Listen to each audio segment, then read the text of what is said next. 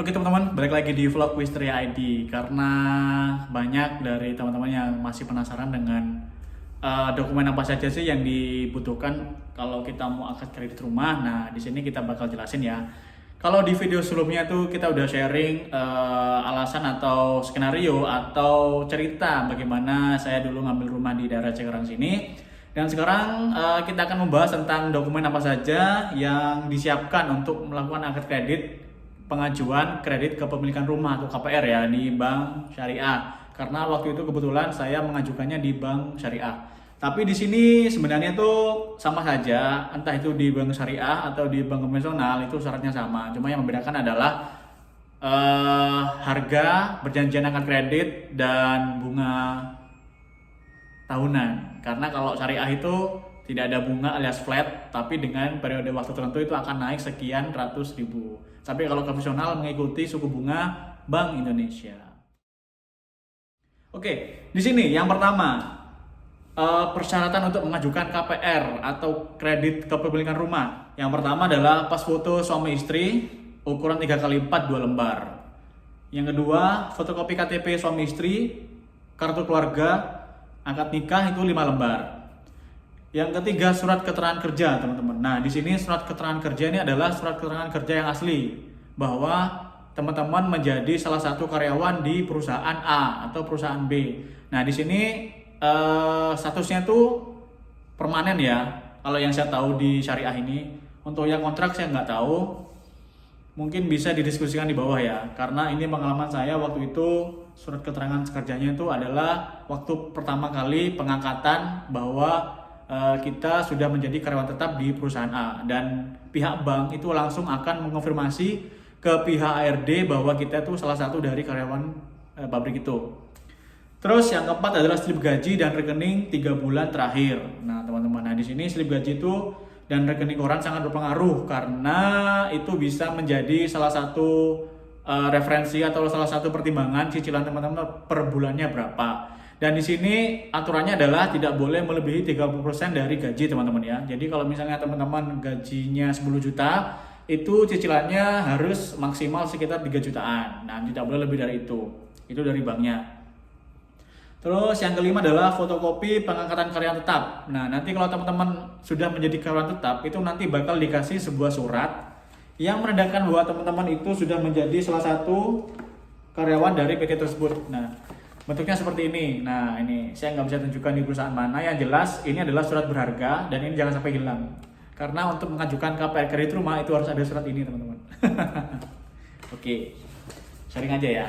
Terus selanjutnya adalah fotokopi NPWP perusahaan tempat teman-teman bekerja. Selanjutnya adalah fotokopi NPWP kita sendiri sesuai dengan peraturan pajak, SPT, pajak penghasilan yang nomor 21. Terus yang terakhir adalah materai 6.007 lembar, teman-teman. Jadi di sini semua dokumen itu dijadikan satu, dijepret, nanti kita gandakan dua, satu dikasih marketing, satu buat pegangan kita sendiri, teman-teman. Setelah itu kita hubungin marketingnya dan kita hubungin pihak bank. Nah, di sini pihak banknya itu adalah pihak bank yang khusus untuk kredit rumah, teman-teman. Jadi di bank itu ada pegawai atau petugas yang khusus untuk kredit kepemilikan rumah. Nah, saat itu saya minta CP-nya, terus saya kontak dan akhirnya kita melakukan sebuah rapat atau meeting ya. Kita menentukan hari apa, jam berapa, dan di situ kita melakukan proses akad kredit, teman-teman. Nah, proses akad kredit ini tidak bisa diwakilkan, harus teman-teman sendiri yang datang karena rumah yang akan dibeli itu ada atas nama teman-teman sendiri. Jadi rumah yang kita beli itu atas nama kita, jadi kita tidak boleh diwakilkan saat melakukan akad kredit, teman-teman. Jadi seperti itu. Dan jangan sampai telat. Di sini ada catatan, kalau seandainya 2 kali panggilan akad kredit tidak hadir, maka uang yang masuk tidak bisa kembali. Nah, ini tanda kutip teman-teman yang udah DP. Kalau 2 kali panggilannya itu nggak datang, siap-siap uangnya hangus dan nggak bisa diproses kembali lagi. Begitu. Jadi di sini kalau mau beli rumah harus hati-hati ya, nggak bisa langsung tunjuk beli, nggak bisa, harus dipikirkan secara jauh atau visioner. Dari pihak bank akan melakukan rekap atau kwitansi bahwa kita sudah memilih unit rumah dan di sini ada surat pesanan rumah, teman-teman. Ini surat pesanan rumah. Nah, di surat pesanan rumah ini akan ditunjukkan booking fee berapa. Seandainya uang mukanya teman-teman pengen cicil 12 kali atau 1 kali atau 5 kali itu bebas. Yang jelas ini adalah surat sakti juga. Ini jangan sampai hilang. Ini bukti bahwa kita sudah melakukan pelunasan DP rumah terhadap developer yang diwakili oleh marketing developer, teman-teman. Jadi di sini kita membawa kertas ini juga sebagai syarat untuk akad kredit. Begitu, teman-teman. Jadi ini saya baca berkas dulu, saya proses akad kredit, teman-teman. Jadi ini insya Allah valid. Selanjutnya, setelah kita akad kredit itu waktu akad kredit itu pihak bank itu menjelaskan bahwa harga rumah yang Anda beli itu oleh pihak bank dibeli dulu, baru ditawarkan ke kita dengan periode waktu berapa tahun dengan cicilan sekian.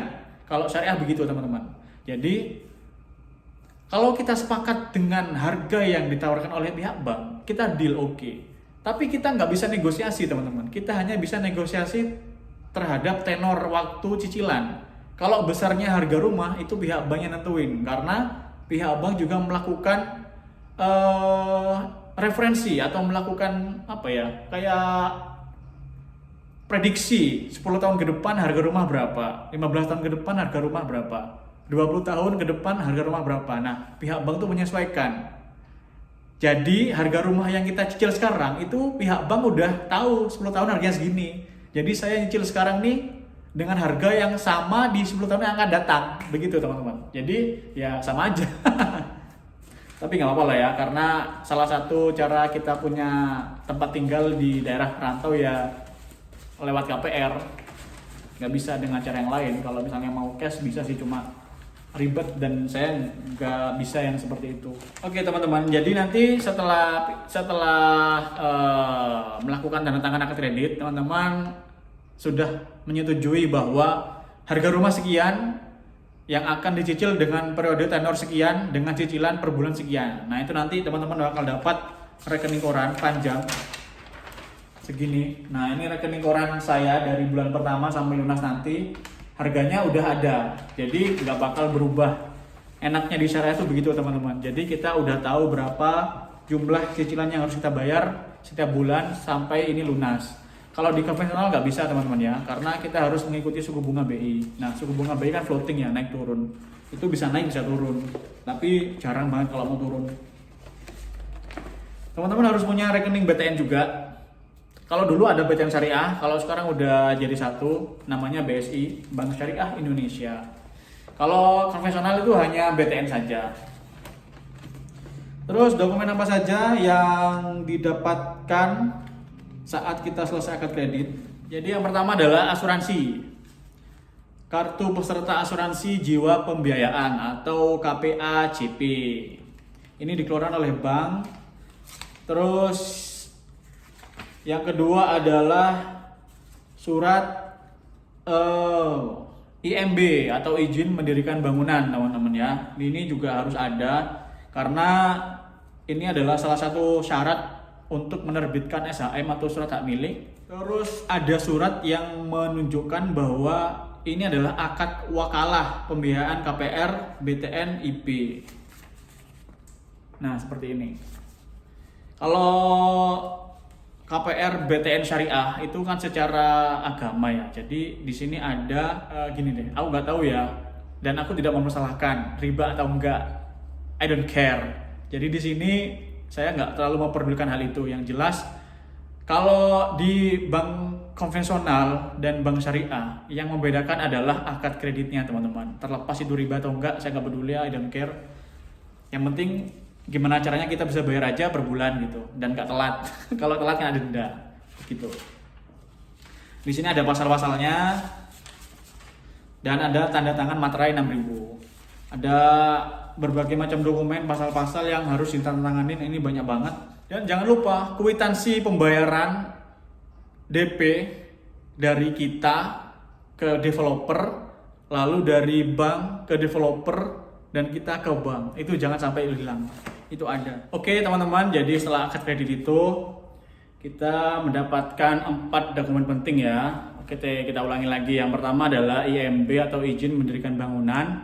Yang kedua adalah asuransi dari pihak banknya takut terjadi apa-apa dengan rumah kita. Contohnya kebakaran atau yang lain-lain, itu bisa di cover. Terus yang ketiga adalah fotokopi sertifikat teman-teman ya. Jadi ini nanti pihak bank itu kalau sama developer sudah dipecah untuk sertifikat tanah, itu nanti pasti ada sertifikat atas nama bank. Nah itu setelah lunas nanti bakal jadi milik kita. Tapi ini akan ada di bank dulu sampai nanti kita lunasin cicilan kita.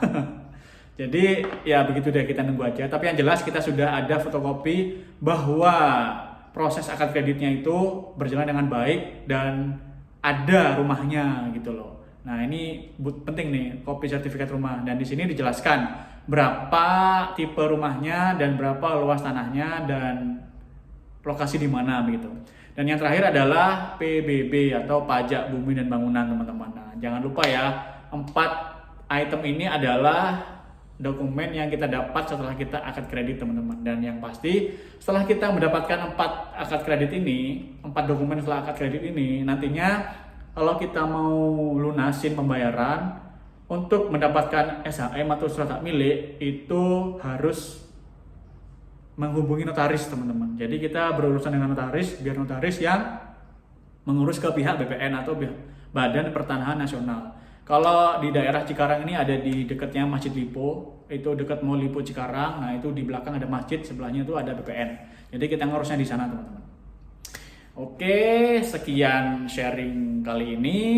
Jadi semoga buat teman-teman yang pengen punya rumah sendiri, hidup mandiri dengan hasil jerih payah sendiri, dimudahkan oleh Tuhan, oleh Allah Subhanahu wa taala, dan semoga kita dengan lingkungan yang baik dan orang-orang yang baik. Terima kasih banyak. Kalau misalnya pengen diskusi silakan di kolom komentar ya. Dadah.